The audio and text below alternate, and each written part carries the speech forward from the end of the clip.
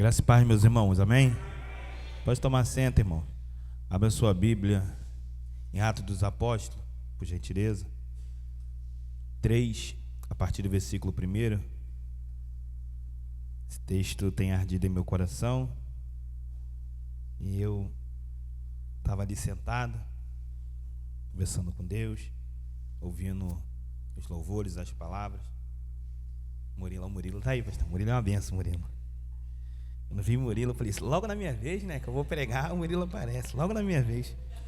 Mas é assim mesmo. Todos acharam, irmão? Atos dos Apóstolos 3, versículo 1, que diz assim: E Pedro e João subiam junto ao templo, à hora da oração, a nona. E era trazido um varão que desde o ventre da sua mãe, era coxo, o qual todos os dias punham à porta do templo chamado Formosa, para pedir esmola aos que entravam. E ele, vendo Pedro e João que iam entrando ao templo, pediu que lhe desse uma esmola. E Pedro e João, fitando os olhos nele, disse: Olhe para nós. E olhou para eles, e esperando receber alguma coisa, disse-lhe Pedro: Não tenho prata, não tenho ouro, mas o que eu tenho, isso eu lhe dou. Em nome de Jesus o Nazareno, levanta e anda. E tomando-o pela mão direita, o levantou, e logo os seus pés e tornozelos se firmaram. E saltando ele, põe-se em pé, e andou e entrou com eles no templo, andando e soltando e louvando a Deus, Deus de poder e de bondade. Obrigado, Senhor, pela oportunidade, Senhor, em meio ao muito, Senhor, o Senhor me escolheu, Senhor. Senhor, eu te peço, Pai querido, me usa mais uma vez, Senhor, para falar com a tua igreja, Senhor, porque tu conheces e sabe a necessidade do teu povo. É isso que eu te peço e agradeço, em nome de Jesus, amém. Amém, aleluia. Irmãos, esse texto todos conhecem bem, mas se a gente parar para olhar o momento, a gente fica maravilhado com a história de alguém quando nós paramos para olhar o momento. Olhamos de repente alguém que está bem sucedido, alguém que meio ao ministério, alguém que meio à vida, alguém que meio ao casamento, alguém que meio à sua profissão está dando certo, pastor, a gente fica maravilhado. Mas muitas vezes a gente não conhece a história, o processo, a luta que foi, a dificuldade que foi para chegar aonde chegou.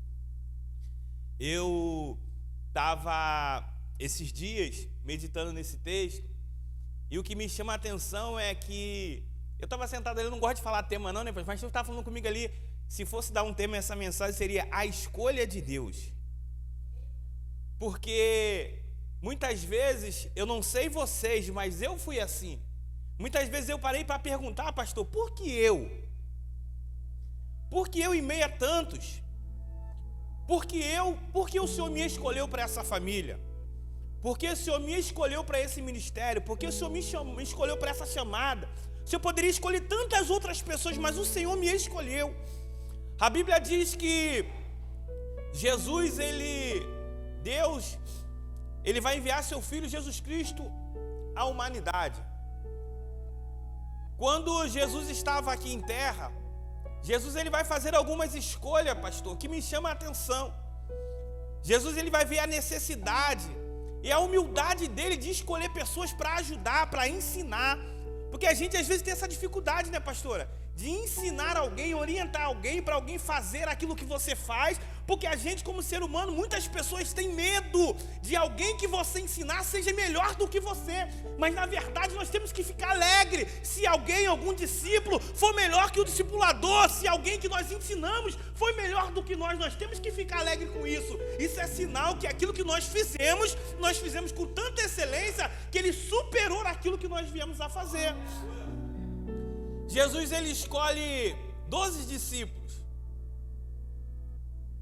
E eu fiquei me imaginando por que Jesus escolhe Pedro, Jesus escolhe Tiago, João, Bartolomeu, Tomé.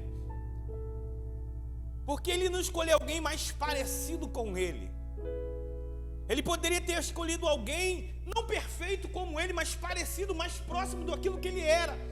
Mas Jesus ele veio falar comigo que ele escolheu Pedro, Tiago e João porque nós somos parecidos com ele. Se nós pararmos para analisar, todos nós somos parecidos com alguns dos discípulos. Não fique assustado não, irmão. Tem pessoas que parecem com Judas também.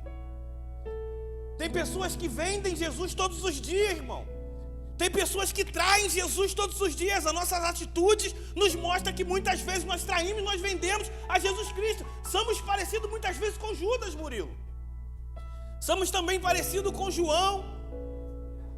Tem discípulo que é tão tranquilo, a pastora Mônica, não sei lá, né, pastor, mas aqui, né, sei lá. A minha esposa, quem conhece, talvez lá, não aqui, vê a característica de alguém amorosa, alguém calma, alguém tranquila, alguém que no meio do fogo, no meio da discussão, no meio do ápice da discussão, ela sabe dar um conselho certo, dizer calma, se assenta aqui, como minha esposa fala, senta, respira, calma. Talvez tenha alguns de nós que parecemos com Pedro. Eu acho que a grande maioria parece com Pedro. Impossível, sanguíneo, né, pastor? O impossível. Alguém que não pensa, vai agir. Alguém que vê o perigo, vai defender.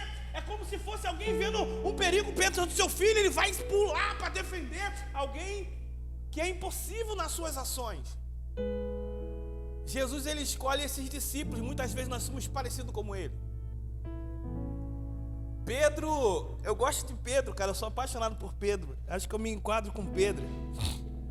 Porque Pedro, as suas atitudes, muitas vezes geram crítica para ele. Porque muitas vezes ninguém entende Pedro. Pedro é aquele que quando a tempestade se levanta, o vento se levanta, eu estava ouvindo esses dias, o vento se levanta. Ele é aquele que é o único que tem coragem de chamar a atenção do mestre. Ele não está simplesmente acordando, ele está chamando a atenção. Jesus, tu não se incomoda que nós estamos aqui a perecer? O vento está batendo, a tempestade está batendo, e tu está deitado dormindo, tu não está preocupado, meu irmão, com isso não. Pedro é o único, Isabela, que tem a coragem de chamar a atenção. Jesus, ele se levanta, acalma o vento, acalma a tempestade, e os discípulos ficam assustados. Pedro é aquele, pastor, que na outra tempestade, porque é muito bom, irmãos, ter tempestade na vida quando Jesus está bem pertinho fisicamente. A Bíblia diz que quando Jesus dá uma orientação, passa para o outro lado, porém Jesus decide ficar orando. A Bíblia diz que uma tempestade se levanta. Eu já falei isso algumas vezes, porque obedecer não é sinal que o vento não vai soprar. Obedecer não é sinal que a luta não vai se levantar. Obedecer é sinal que quando a luta se levantar, você tem um Deus para socorrer, você tem um Deus para pedir ajuda, você tem um Deus para orar a Ele, e Ele vai virar o socorro para a tua vida. A Bíblia diz que a tempestade se levanta. Os discípulos estão assustados. Eu já pensei isso muitas vezes. Se Pedro, Tiago e João estão com medo, pastor, imagine Mateus, que é cobrador de imposto, não era pescador. Se alguém que está acostumado com a tempestade está desesperado, imagine quem não está acostumado. Mas a Bíblia diz que de repente, nada mais que de repente, eles veem alguém se aproximando, os discípulos vão pensar que é um fantasma. Mas Pedro, ele vai olhar e Jesus vai dizer, sou eu, não tenha medo. E Pedro, ele vai ter uma ousadia e vai dizer, Senhor, se é o Senhor, faça que eu vá até você. Jesus, ele disse assim, vem. É simples, pastor. Se nós buscarmos ao Senhor, o Senhor só vai dizer isso para você, vem. Não deixa a luta, não deixa a dificuldade, não deixa os empecilhos, não deixa a escassez te impedir de chegar até mim. Não olha para a dificuldade, olha somente para mim e vem. E talvez você, o grande problema da gente é que a gente olha para o cenário ao nosso redor. Não estou dizendo de vento, não estou dizendo de tempestade, estou dizendo de pessoas que estão ao nosso lado, que às vezes não entendem aquilo que Deus falou conosco. Porque o vem aqui, pastora, não é simplesmente para Pedro. O vem é para qualquer um que quiser vir até ele. Mas as pessoas que não entendem o desejo, a força, a vontade de querer conhecer mais a Deus, e vão olhar e vai dizer: maluco, não tem como, não vai não, meu irmão, não entra não, a tempestade é grande. Se tem lugar seguro para você estar, é dentro do barco. Permanece dentro do barco. Vai ter Tiago, vai ter João, vai ter outro discípulo, talvez vai ser seu pai, talvez vai ser sua mãe, talvez vai ser seu filho, talvez vai ser seu amigo, que vai dizer: não vai não, que é perigoso. Pedro está dizendo: eu não estou preocupado com o perigo, eu estou preocupado com quem está me chamando. Se é Ele que está mandando eu ir, eu vou, porque Ele garante. Pedro, se fosse eu, meu irmão, eu botaria a mão assim, né, pastor? Primeiro, né? Depois botaria o pezinho, né? Eu fico imaginando Pedro já pulando, pastor, jogando assim, porque ele tem a certeza. Todos dentro do barco têm dúvida, ele tem a certeza, porque ele coloca o pé. Pedro, ele começa a andar por cima das águas. Vai chegar um momento que você vai ter que tomar a decisão da sua vida. Você vai permanecer contando a história de alguém, ou você vai começar a contar a sua própria história? Porque é bom a gente ouvir o testemunho de alguém, né, Isabela? É bom, é maravilhoso. Mas é bom quando nós temos a nossa experiência com Deus.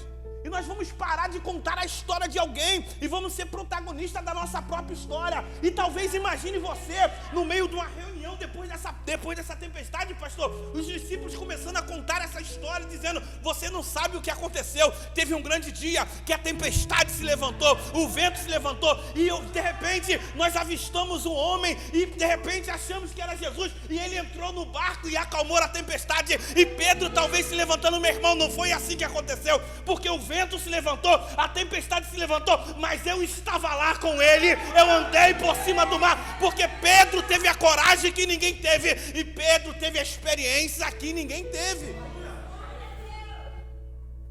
Nós precisamos, irmãos, ter a nossa própria experiência, pastor, de nós contarmos a nossa história. Nós podemos desfrutar de coisas, irmãos, que muitos homens de Deus desfrutaram, mas nós queremos só observar a história, não queremos ter uma participação no meio da história. A Bíblia diz que Jesus, ele dá um ensinamento para os 12. O ensinamento foi o mesmo, pastor, só que o posicionamento dos 12 foram diferentes.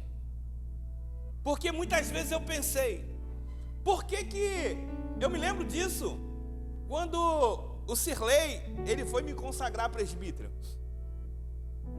Eu tinha um receio danado, pastor, era muito medo, pastor. Para mim, se eu fosse um porteiro, eu estava feliz demais. Para mim era um dos cargos mais importantes. Se eu não chegasse nem ao diaconado, eu estava feliz. Mas de repente, eu já tinha chegado ao diaconado. Ele falou assim, me chamou para ser presbítero. Ele falou: Deus falou comigo. Mesmo Deus falando com ele, pastor, o medo bate. Eu lembro que ele nem esperou a minha resposta. Ele disse assim: eu vou separar você vai ser consagrado a presbítero. Você e o diácono Renan. Ele disse assim: deixa eu lhe fazer uma pergunta. Deus escolheu errado quando ele escolheu Davi? Eu disse: não. Mas Davi não pecou? Davi não errou? Isso não é sinal que Deus escolheu errado. É sinal que as escolhas de Davi foram erradas.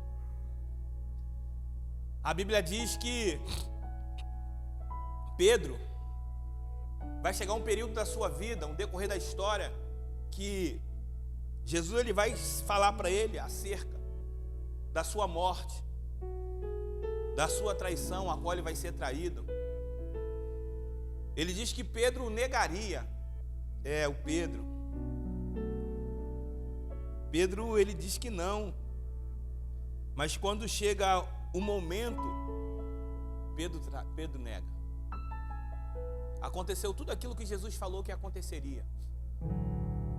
Muitas vezes a gente se pega fazendo aquilo que Jesus falou que a gente faria, a gente fala que não faria, isso eu nunca faria. Muitas vezes a gente, Isabela, chega num cenário dizendo assim: eu vejo fulano fazer, isso eu nunca faria.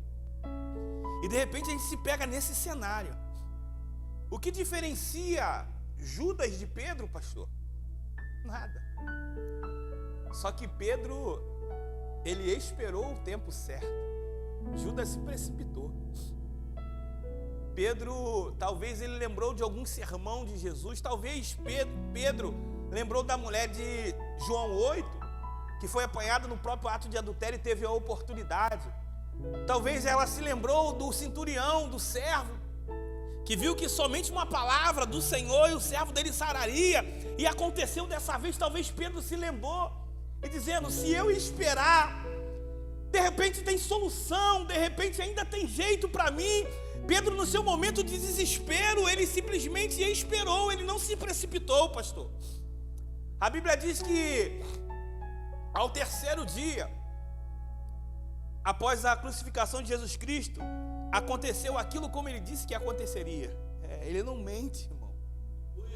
Ele é fiel para cumprir aquilo que ele nos prometeu. Ele disse que ele ressuscitaria, ele ressuscitou. Mas o que me chama a atenção é que os 12 pastores, 11, que ouviram o ensinamento de Jesus Cristo, eles poderiam estar desesperados, fazendo tanta coisa. Não, eles estavam unidos em um só lugar. Não havia dado a ordem ainda para permanecer unido, irmão. Quando o momento de desespero bater, procura pessoas que profetam a mesma fé que você, irmãos, homens e mulheres de Deus, e se aproxima, pede aconselhamento, fica juntinho, meu irmão, do outro, porque brasa unida, o fogo é mais quente, o fogo é mais forte. Porque se nós estivermos dispersos, irmão, nós vamos dar ouvido às vozes que não é para nós ouvirmos. Ficaram todos juntinhos, pastor, quando de repente entra Maria eufórica, dizendo, ele está vivo. Você imagina o cenário, pastor, de os discípulos entristecidos, perderam, eles tiveram uma perca que eles não queriam perder. Eles tiveram o pior momento, irmão. Essa perca, irmão, eu só posso comparar com chegar naquele grande dia de Jesus dizer assim, apartai-vos de mim, maldito. É mais ou menos isso. É você viver uma vida inteira buscando, correndo atrás, e chegar naquele grande dia, tu ouvir, apartai de mim. Mas eu profetizo sobre a mim e sobre a sua vida, que quando chegar naquele grande dia, nós vamos ouvir, vinde bendito de meu Pai, possui a terra que está preparada desde a fundação do século. Maria chega eufórica dizendo, senta aí, vocês não estão entendendo. Ficais alegre, ele não está morto, ele já ressuscitou. A Bíblia diz que Jesus aparece para eles. Jesus fica 40 dias, se eu não me engano, ainda, aparece 3 vezes. Uma das vezes é quando vai ter a narração que Pedro ele decide voltar a pescar. A Bíblia diz que Pedro decide, ele volta a pescar, e acontece tudo o que aconteceu lá atrás, porque a gente se esquece que aquilo que já havia acontecido, nós não deveríamos fazer, vai acontecer de novo. O que eu quero que você entenda é que no lugar onde foi frustrado, teve uma pesca maravilhosa. Nem sempre que foi porque deu certo, vai dar certo de novo. Aonde deu certo, pode dar errado de novo. Porque o problema não era a pesca, não era a rede, não era o basco, é quem estava junto com você. Só deu certo porque Jesus deu a ordem. É sobre a palavra dele que vai acontecer, sobre a sua nada acontece. A Bíblia diz que os discípulos voltaram a pescar, não conseguiram o êxito, mas quando ele volta, para na beira do mar, Jesus está lá, dá uma ordem, ele pergunta a ele o que eles apanharam, eles disseram que não apanharam nada. Jesus manda eles entrar no barco de novo e lançar a rede de novo, e quando eles começam a apanhar peixe, João vai dizer, Pedro, é ele, Pedro, porque só tem poder para fazer o que aconteceu de novo, é Jesus Cristo. A Bíblia diz que eles vão correndo, Pedro ele está nu, ele coloca as suas vestes, se lança ao mar, e quando ele chega aos pés de Jesus, já tem pão, já tem peixe, já tem tudo preparado, mas porque ele pediu para você entender que não tem como ter êxito se não for com ele. Ele está dizendo para mim e para você, tudo que você procura, tudo que você busca, eu já tenho preparado aqui para você. Não tem necessidade de buscar lá fora aquilo que eu já tenho para você. Mas tem tempo. O problema é que lá fora talvez você pega na hora que você quiser. Aqui tem tempo determinado. Não é do jeito que eu quero, na hora que eu quero. É na hora que eu estiver pronto. E só quem sabe que você está pronto é Ele. Porque o problema é que às vezes nós olhamos para nós mesmos e dizemos, não, já estou pronto, não, já estou pronto. Eu já estou habilitado, já tirei a habilitação, eu ando de carro direitinho, eu já estou pronto para receber o carro. Não, você ainda não está pronto. O Pedro ainda dentro de você ainda está vivo. Talvez você vai pegar o carro e vai perder a paciência. Você está pronto para o homem, mas para mim você ainda não está pronto. Uma vez eu preguei sobre isso, sobre o vaso. Eu me lembro que foi uma vez que eu preguei sobre isso. Por que o vaso se quebrou? Porque o grande problema é quando nós achamos que somos vaso. Vaso é um instrumento que você fabrica e coloca numa prateleira para ser vendido. Mas o problema é que quem fabrica acha que não está pronto, tem a certeza que não está pronto. Mas a gente que achamos que estamos prontos. E muitas vezes nós se colocamos na prateleira. É assim às vezes no ministério, pastor. Nós não estamos prontos para pregar. Nós não estamos prontos ainda para fazer aquilo que o nosso desejo do coração tem. Porque Deus disse ainda não está pronto. E quando nós vamos para fazer aquilo que Deus disse que não estamos, nós vamos se quebrar. Mas o bom e eu louvo a Deus que nós se quebramos na mão do oleiro. Mas o que vai quebrar na mão do oleiro? É dificultoso. Sabe por quê? Porque agora a matéria já está formada, ela já está rígida, ela já está dura, vai ser doloroso ter que refazer. Então o que melhor eu fazer? É melhor eu permanecer na mão do olheiro enquanto ele disser que eu estou pronto para ir. Enquanto ele disser não vai, eu não vou. Porque refazer é pior, irmãos. Refazer é pior. Pedro, ele chega na beira do mar. Ih, vai ser rapidinho, irmão. Eu ia pedir até pastor meia hora hoje. Quando Pedro chega na beira do mar, primeiro que os discípulos, a Bíblia diz que ele se lançou do mar. Olha só, alguém que lembra que lá atrás, que ele andou por cima do mar, e quando ele se assustou com o vento, com a tempestade, ele afundou. Você presta atenção que ele não está mais com medo, pastor. Ele tem a certeza, não, eu vou até ele, porque eu tenho certeza que eu vou conseguir chegar. Cristo, ele não impede ninguém. Não, quem impede é a gente. Ele não. Ele é a porta aberta para você vir até ele. A Bíblia diz que Pedro, quando ele chegam os discípulos juntos, pegam os peixes. A quantidade de peixe é grande, irmão. São 153 grandes peixes. Cara, deve ser doloroso você ter que largar de novo, pastor. Parece que não aprendeu, né? Tu imagina isso. O dia que o senhor... Eu estava esses dias lembrando, lembrei do ano esses dias. Imagine o cenário. No dia que você consegue, pastor. Imagine o senhor falar para o senhor, imagine o senhor, o dia que o senhor conseguir aquele BD maravilhoso, você fizer uma corrida, pô, exemplo, faz R$1.000 num dia, pastor. Caraca, não gastou nada de combustível. Foi o melhor dia de trabalho. Jesus olhar para você, a partir de hoje tu não vai fazer mais isso não. Você tem que largar aquilo que você lutou tanto para conseguir. E depois não aconteceu uma vez, aconteceu 2 vezes, você tem que largar. Deus vai falar assim, não, Pedro, você não entendeu, não. Isso aí não. Você pode até fazer isso, você até pode pescar. Eu estou dizendo você pode até dirigir o teu BD, mas essa não vai ser a principal função da sua vida. A principal função da sua vida é ser pescador de homens. Não deixe que o singular da sua vida, o segundo plano ocupe o lugar do primeiro. Jesus está dizendo, o primeiro plano é ser pescador de homem.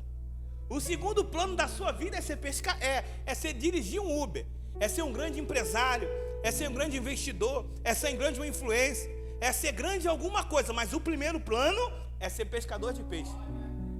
Os discípulos se assentam, Jesus, ele oferece alimento para ele. A pastora tem uma palavra sobre isso, eu acho lindo. Eu não cheguei nesse nível ainda, mas vou chegar. Quando Jesus chega para Pedro e pergunta assim, Pedro, tu me ama mais do que a esses? A primeira pergunta é essa, tu me ama mais do que a esses? Pedro disse, sim, Senhor, eu te amo. Então apacenta minhas ovelhas. Jesus, ele pergunta de novo, Pedro, tu me ama mais do que a esses? Mais? Pedro diz, sim, Senhor. Jesus disse, apacenta as minhas ovelhas. Na terceira vez que Jesus pergunta, Pedro se entristece. Eu creio que ele lembra das vezes que ele negou a Jesus Cristo. Ele não tem coragem de dizer mais que ama. Ele diz, Senhor, tu sabes. O que Pedro está dizendo para Jesus é, Jesus, eu ter te negado não é significado que eu não te amo. Eu Eu só estava com medo.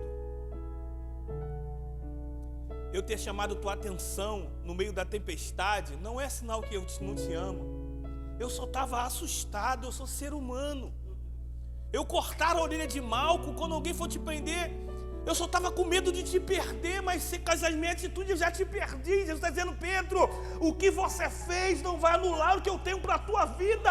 Apacenta as minhas ovelhas. Não importa o que você lá fez lá atrás, o importa é o que você vai fazer agora. Jesus está dizendo para Pedro: as minhas escolhas não foi naquilo que você era, as minhas escolhas é aquilo que você vai se tornar. Irmão, não se preocupe com o que você está vivendo agora, e talvez você não se sente indigno de ser escolhido, mas Ele não te escolheu por esse cenário, Ele te escolheu por aquilo que você vai se tornar. Ele sabe o potencial que você tem.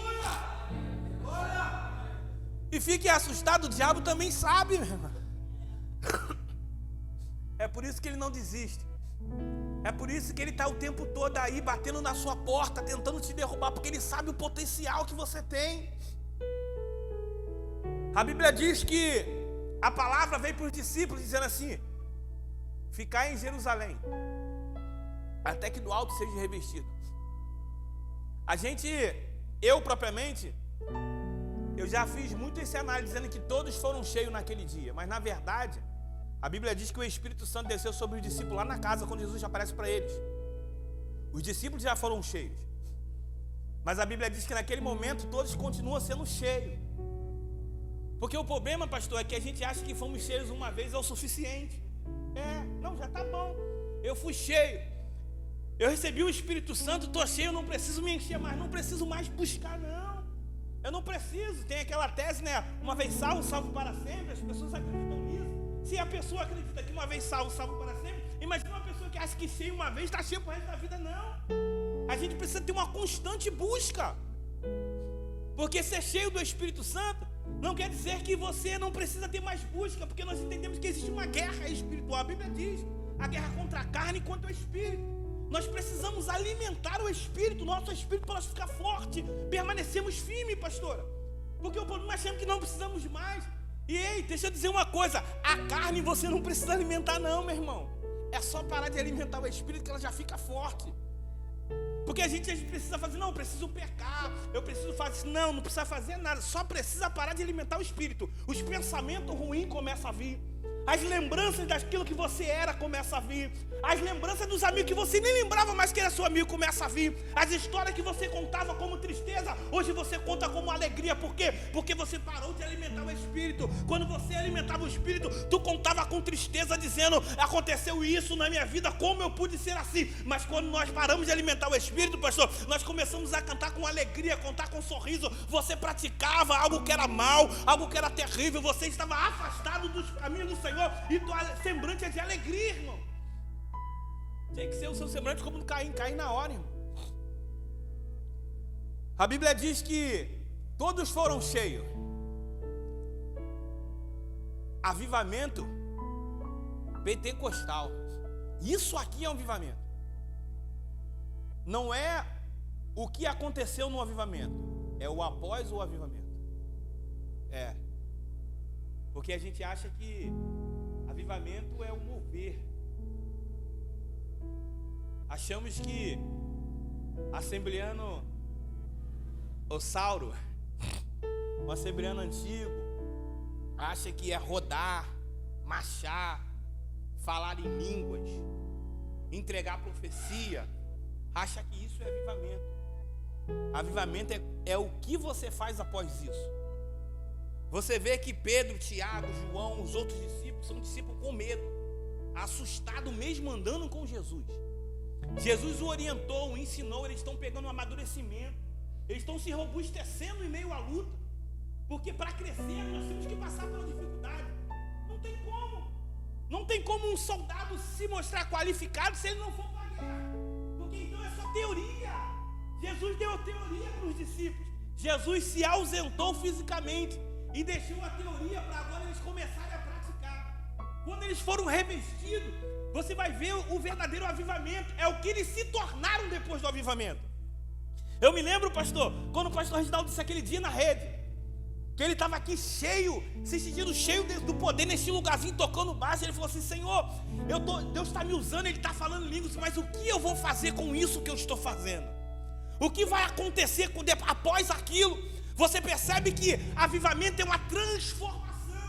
Os discípulos outrora era um, agora não é mais o mesmo. E se você disse para mim que você foi avivado, mas o seu comportamento continua sendo o mesmo, você não foi avivado. Você precisa ter um avivamento, você precisa ter um encontro com Cristo para as suas atitudes ser transformadas. Mas irmão, a minha atitude vai ser transformada de uma hora para outra? Não. Tem pessoas que é degradativamente. Eu preciso mudar hoje, amanhã vai vir de novo, eu preciso mudar de novo. Pedimos o Senhor todos os dias: Senhor, me ajuda, me dá paciência. Vai vir confronto para você testar a sua paciência. Senhor, me ajuda a ter força. Vai vir coisas que você precisa exercitar a sua força para você começar a entender que não tem como eu ser algo se eu não praticar algo. Não tem como eu ser algo se eu praticar algo. Vou repetir de novo: não tem como eu ser algo sem eu praticar algo. Como eu me torno discípulo? Praticando o discipulado, dizendo: Senhor, eu preciso diminuir, eu preciso fazer. O pastor disse, o Murilo disse que uma certa vez Jesus pegou a bacia, pegou a toalha, chamou os discípulos: senta aqui todo mundo. De repente os discípulos olharam para Jesus e disseram assim: agora vai chegar o meu momento. Qual é o momento? O momento é que eu vou lavar os pés de Jesus. Jesus está dizendo: não, para de bobeira, você não entendeu, sou eu que vou lavar os seus pés. É quando eu me humilho, eu estou mostrando para você que não tem maior, não tem menor, é aquele que se coloca disponível para fazer. Eu estou fazendo aquilo que vocês não se dispuseram para fazer. A gente às vezes entende isso. Eles poderiam ter disponibilizado para fazer isso, mas não. Jesus está dizendo: olha para dentro de mim. Eu fiquei pensando dentro de mim. Eu poderia fazer algo por alguém lá fora, mas eu não faço. Jesus falou ali comigo, não sei se com você é a mesma coisa. Jesus só está fazendo, pastor, porque Jesus tem um entendimento. A gente está esperando de alguém fazer que não tem entendimento. Pastor, eles não têm entendimento de reino, pastor. Nós estamos esperando que eles exercitem algo que a gente que sabe fazer não faz. A gente está esperando que alguém faça alguma coisa e a gente que tem entendimento. Deus deu entendimento para a gente, o discipulado foi para a gente. Nós somos discípulos, nós tivemos o aprendizado. É nós que temos que praticar para eles verem a gente praticar e querer interesse. Não pode, não tem como. É um pastor de ovelha, um pastor de igreja fazendo isso por alguém. Um pastor abrindo mão de talvez cultuar dentro da igreja, mas cultuar na casa do irmão. Esse pastor é diferente. Entenda isso, é quando nós fazemos aquilo que Deus nos orienta. Irmão, eles vão ter desejo. Pedro e João foram cheios. Irmão, eles foram cheios de tal maneira que o comportamento mudou. Era um discípulo que tinha medo, não tem mais medo. Agora o medo se tornou uma certeza. Qual é a certeza? Se eu morrer, eu vou encontrar com o mestre. Então não estou preocupado. Eu não estou preocupado se eu vou morrer. Eu estou preocupado como eu vou morrer. Esse como aqui não é se é de tiro, se é de carro. É como vai estar minha situação com Deus quando eu vier morrer. Você percebe que João e Pedro, eles vão para a hora 9. Existiam 3 horas da oração: 9, 3 e após o escurecer. Eu creio que os discípulos foram na primeira, porque eles entenderam que quem é cheio precisa ser cheio sempre. Quem é cheio precisa ser cheio sempre. Não dá para ser cheio só de manhã e não ser cheio. Não dá para ser cheio na quarta-feira de recarga e não ser cheio na quinta. Talvez você até está cheio na quinta, porque você veio de uma quarta-feira, dormiu, acordou cheio. E talvez chega no final da tarde e você não está cheio. Por que não está cheio? Porque você não buscou a presença de Deus no decorrer do seu dia. E a gente precisa entender que precisamos ser cheios todos os dias. Eles vão para a hora da manhã, vão buscar ser cheio e buscam a hora da tarde ser cheio. Mas entenda uma coisa: por que botaram o coxo na beira da porta do templo e não botaram na porta da cidade? Porque na porta do templo, pastor, entram só servos. Na porta da cidade entra muita gente, pastor. Mas entregar esmola para os judeus era algo honroso. Era algo que agradava o seu ego. Talvez as pessoas olhavam. Você vê isso em Atos dos Apóstolos, Ananias e Safira, que vê alguém entregando e ele decide vender sua propriedade e fazer a mesma coisa. Para quê? Para que as pessoas possam ver aquilo que eles estão fazendo. Entenda, Talvez pessoas estão chegando, nem queria dar esmola, mas está dando esmola para alguém, porque tem alguém olhando e dizendo, poxa, é caridoso, é homem de Deus, tem uma boa ação, tem um bom coração. Pedro e João, eles não estão com esse sentimento, eles estão chegando, entrando no templo, e de repente aquele homem os aborda, dizendo, de repente puxa pela saia, ou puxa pela túnica, né? Chacoalha ele, diz, ei, me dá uma esmola. Pedro, João, eles vão olhar para ele, imagine um olhando para o outro, sabe por quê? Porque quem é cheio sabe por que foi cheio, quem é cheio sabe a necessidade que for cheio. Não existe ser cheio por ser cheio. Não adianta nós sermos cheios de manhã e não derramarmos sobre a vida de alguém. Ele está olhando para um, para o outro, dizendo assim, nós fomos cheios de manhã, agora nós entendemos o propósito. Se fomos cheios agora, é preciso a necessidade de derramar sobre a vida de alguém. Ele olha um para o outro e vamos entregar para ele aquilo que nós recebemos, que só tem como entregar aquilo que se recebe. Eu não dou aquilo que eu não tenho. Outras pessoas entraram até no templo, mas tinha ouro, mas tinha prata, mas não tinha essência de Deus. Pedro e João vai dizer, eu não tenho o que eles tinham para te dar, mas eu tenho o que muita gente não tem. Entraram até vazio, mas eu estou cheio da presença. Ele vai dizer, eu não tenho prata, mas antes de eu te der alguma coisa, tem a necessidade de olhar para mim. Olha para nós. A Bíblia diz que os olhos são a janela da alma, irmão. Olha para nós. A Bíblia diz que aquele homem ele vai olhar. Ele vai assim. Eu imagino Pedro, João. Alguém colocou ele aqui para pedir esmola.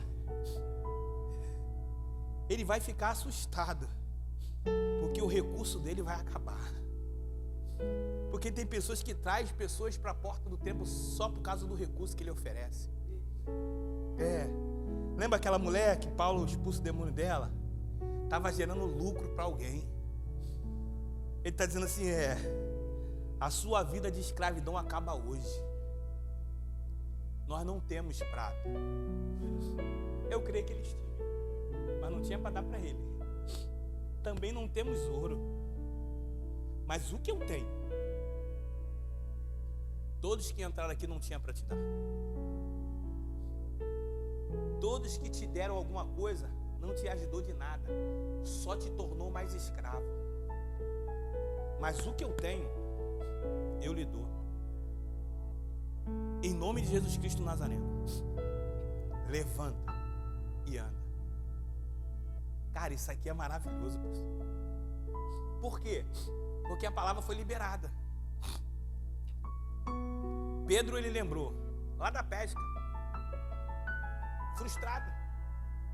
Jesus disse, lança a rede do lado direito. Lança a rede do lado direito. Pedro, ele disse assim, Senhor, sobre a tua palavra. Pedro lançou a rede e pegou. A palavra foi decretada na vida daquele homem, pastor. Mas nada aconteceu. Porque o texto não diz que ele se curou. Pedro vai se lembrar de novo que a palavra foi decretada. Vem. Pedro, ele andou por cima das águas, mas ele olhou para a circunstância. Ele começou a afundar. E qual foi a lembrança? Quando ele estendeu a mão sobre mim. É tipo lembrando Pedro afundando e o homem caído. Ele falou assim, mas quando ele estendeu a mão sobre mim. Porque tem pessoas, irmão, que tu vai determinar a palavra, mas vai ter que ter uma atitude sua, irmão, de estender a mão. Quando ele estendeu a mão, a Bíblia diz que imediatamente. Cara, eu imagine, tipo vale dos ossos secos, a palavra determinada, os ossos começar a se formar. Tu imagine, pastor, você vê alguém debilitado, tu saber que está debilitado, a perna está quebrada, tu estender a mão, pegar pela mão, quando pegar você se vê a perna se endireitando e começar a se colocar de pé. Entenda uma coisa, a palavra foi determinada por Deus, a estender a mão foi por você, mas para levantar é Ele que tem que levantar. Entenda a tua parte, entenda a parte dele. A parte de Deus foi, determina a palavra. E qual é a minha parte? Eu estendo a minha mão. E qual é a parte dele? Levanta e anda. Você tem que entender, faça a sua parte, deixa ele fazer a sua, senão você vai libertar ele da escravidão e você vai se tornar escravo dele. Todas as vezes que ele precisar vir, você tem que buscar. Todas as vezes. Não, mas eu só consigo ir quando o Ricardo vai lá. Não, eu só vou se a pastora vir fazer uma oração. Você acaba se tornando escravo dele. Eu não sei se alguém tocou um testemunho sobre isso, ou foi em Vila Botafogo, que é alguém que sempre, foi o pastor Silei. Ele disse, contou um testemunho que tipo assim, a irmã Ló ligou uma irmã para Jesus, mas a irmã Ló começou a parar de cultuar e começou a parar de ir para a igreja, porque todas as vezes no horário ela estava na casa da irmã. Ela talvez a irmã acha que foi liberta e ela se tornou escrava dela, porque todas as vezes ela tinha que ir lá. Alguém que se tornou dependente, você só está tirando a dependência dele de alguém e colocando na sua. Tinha alguém que levava ele na porta do templo, agora tem você que tem que buscar ele para trazer o templo. Não, ele tem que entender, a palavra foi determinada por Deus, a ordem veio para mim, estender a mão, e ele precisa fazer, porque a Bíblia diz que quando os calcanhares se firmaram, ele levantou, soltando e pulando e adorando a Deus, e entrou para dentro do templo. Faça a sua parte, Deus que deixa faz a dele, faz a parte sua e deixa que o irmão faz a dele. Mas a Bíblia diz que por causa dessa atitude, Pedro e João foram aprisionados. Eles apanharam, irmão, apanharam por fazer a obra de Deus. Tem pessoas ainda que não entendeu que tem momentos na nossa vida que nós vamos desfrutar das coisas boas, mas tem momentos que nós vamos passar por dificuldade também, por amor ao Evangelho. Jesus que disse, bem-aventurado aquele que sofre por amor ao meu nome. Tem momento, Murilo, que vai ser sofrimento talvez espiritual, mas tem momento que talvez possa ser físico, entenda. Mas independente do qual movimento que você estiver passando, creia, Deus está do teu lado. Deus é o seu Deus, o seu refúgio, a sua fortaleza. O que eu faço? Elevo meus olhos para o monte, de onde me veio o socorro. Eu tenho uma certeza que se eu estou passando por luta, o socorro vai chegar. O choro pode durar até uma noite, mas a alegria ela vem pela manhã. Meu irmão, e se não vir, eu permaneço sendo crente, eu permaneço vindo para a consagração de manhã, eu permaneço vindo para a consagração de tarde, eu permaneço vindo para o culto à noite. Eu não vou abrir mão, independente do cenário. Pode não acontecer nada, eu continuo com a minha essência, porque eu vivi o Pentecostes, eu vivi o avivamento, irmão. Quem vive o avivamento tem transformação. A transformação não é cenário, não é momento, não é um cenário qualquer. Ah, não, é para ir. Não, se for financeiro eu consigo ter avivamento, mas se for briga no casamento eu não consigo. Não, quem tem transformação vai viver a transformação independente do que estiver vivendo. É assim que funciona. Aí pegaram eles, botaram no cárcere, Murilo, os dois. E eu fico imaginando, não tem mimimi. Não tem. Ah, poxa, Pedro, coitado de mim, né? Poxa, a gente foi, caraca, viu? Tu viu?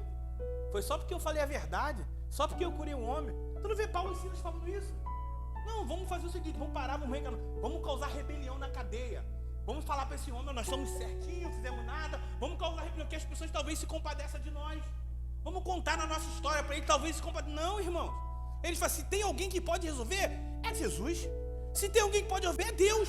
Eu vou fazer aquilo que cabe a mim fazer. Eu não preciso contar para alguém, eu preciso contar com quem é a mesma aliança que eu. Paulo, faz um negócio para mim, ora você e eu canto. Vamos fazer um processo aqui, vamos adorar a Deus em meio à luta, em meio ao cárcere. E não sei o que Deus vai fazer. Se Deus não fizer nada, não me importa. Eu não vou mudar a minha adoração. Imagine eu, Sadraque, Mesaque e Abednego, indo para a fornalha, um olhando para o outro e dizendo, ah, não sei o que vai acontecer. O que vai acontecer? Ah, não sei, nós vamos morrer. Mas morrer para a gente é encontrar Cristo. Então eu vou para a morte feliz. Entenda, pegaram aqueles meninos, botaram na porta da fornalha. O fogo não queima crente. O fogo que queima é quem não é crente. Quem é crente está acostumado com o calor, com a essência do fogo. A Bíblia diz que pegaram aqueles homens, pastor, quando colocaram na porta da fornalha, quem estava colocando foi queimado, porque não tem como se aproximar do fogo quem não tem experiência com fogo. Quem tem experiência com fogo, o fogo abraça, vai ser o contrário. O fogo que era para ser 10 graus vai virar 20.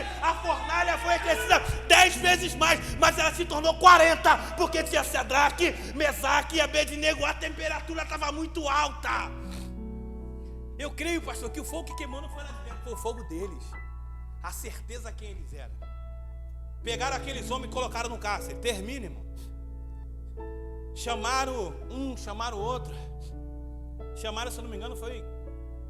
Esqueci o nome dele agora, Gamaliel? Acho que é isso. E contaram a história. Aconteceu isso aí, ó.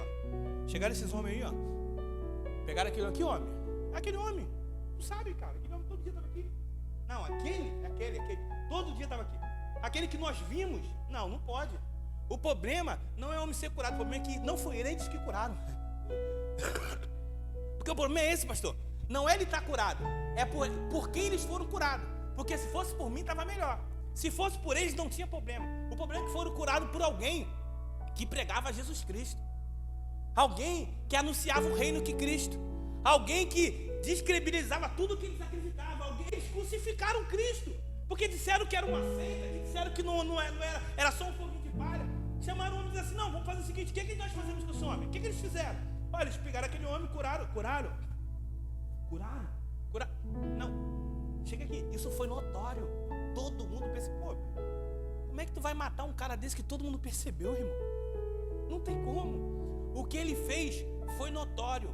Mas o problema é que não foi eles que fizeram. Não, eles estão dizendo que foi o Jesus Cristo, aquele que nós crucificamos. Esse é o problema. Então faz o seguinte, dá coça neles. Faz o que com eles? Eu vou te dar uma ideia. Se for seita, já levantou tantas outras, vai se acabar com si só. Mas se não for, quem vai contender contra Deus? Tem gente ainda que tem sabedoria. Não bota a mão no nome de Deus não, hein? É igual Davi, né? O espírito saiu, mas o óleo caiu sobre a cabeça, não vou meter a mão. Libera esse homem, Murilo. Só que faz um favor para mim, dá uma lição para ele. Bateram, não deram jeito. Prenderam, não deram jeito. Ameaça agora. Fala o que para eles? Fala para eles que a partir de hoje nós vamos ler, mas não pode mais pregar esse nome. Olha o Pentecostes, olha o avivamento, pastor. Alguém que viu Jesus sendo levado para a cruz, está vendo. Ele está vendo Cristo ali sendo levado. Tu conhece ele? Não conheço. Você é um deles? Não sou. Tu fala igual, se veste? Não sou. Agora é alguém que está dizendo só de falar no nome. Está falando para ele assim, e rapaz, olha, entendeu? Está falando assim para ele. Diz para ele. Diz para ele que ele não pode mais pregar esse Jesus Cristo. Pedro, ele vai testemunhar o que é um avivamento. Ele diz: convém mais obedecer a Deus do que os homens. O que Pedro está dizendo? Vocês podem fazer o que quiser, eu não vou parar de pregar esse evangelho. Pedro está dando uma lição para mim e para você. Independente, não tem circunstância que você faz, não te dá direito de parar de pregar o reino. Anuncia tudo que você vivenciou, exercita tudo que Cristo te ensinou, começa a ver pessoas paralíticas, coxa, cego, começa a profetizar. Deus te deu autonomia para isso. Deus não te deu autonomia para tu falar da vida do irmão, mas para profetizar a doença, a cura, a libertação. Deus te deu autoridade, começa a exercer, porque Deus, ele enviou o seu filho para nos dar experiência, ensinar. Nós não fomos ensinados por um homem qualquer, nós fomos ensinados por Cristo. Bem-aventurado é aquele que não viu, mas cremos. Nós não vimos, mas nós cremos que ele é filho de Deus, e através dele nós podemos fazer sinais e maravilhas. E eu agradeço a minha oportunidade em nome de Jesus.